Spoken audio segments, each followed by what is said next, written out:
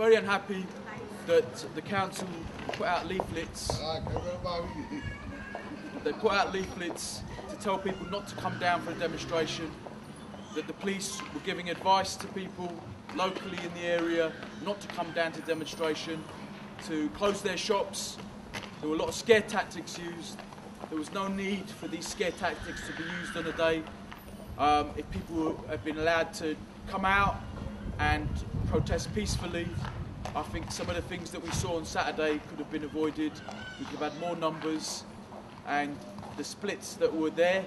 So there were hundreds of people in the city centre protesting, but there were also hundreds of people here in Highfields protesting, and people should have been allowed to come together. I was shocked at some of the police tactics on the day, that they were pushing people, the way they were trying to kettle during the day, the way they allowed the EDL to break and attack people, and we saw property being damaged, we saw attacks on people. I think big questions need to be asked about the police conduct, about the council conduct. We need to be asking how much money was spent on all those leaflets and all those events to stop people from coming, how much money was spent on diversionary activities on Saturday, free swimming, all the youth centres were kept open on that day, every youth worker left in the city was told to work on that day. I find that disgusting and profoundly anti-democratic, so I come to speak my mind, say a few thoughts. This shouldn't be allowed to happen. We should find out how much money was spent on that day, how much taxpayers' money was spent on that day. We're told that there's going to be cuts. At the same time, you know, I would say thousands of pounds were spent on extra policing, on these glossy leaflets, on these vigils in the town centre, on this peace thing yesterday, on Sunday it took place.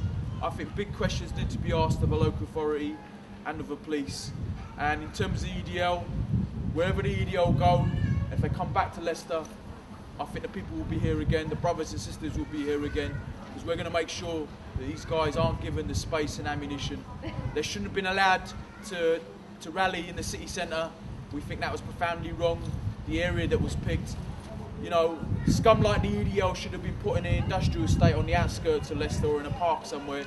They shouldn't have been allowed to rally in the middle of a city centre, so close to St Matthew's, so close to Highfields. I think it was a disgrace, a lot of this, and it was only because of a hard work a lot of people put in terms of stewarding and being legal observers, that there weren't more casualties and there weren't more trouble. That's enough. Peace. I'm out.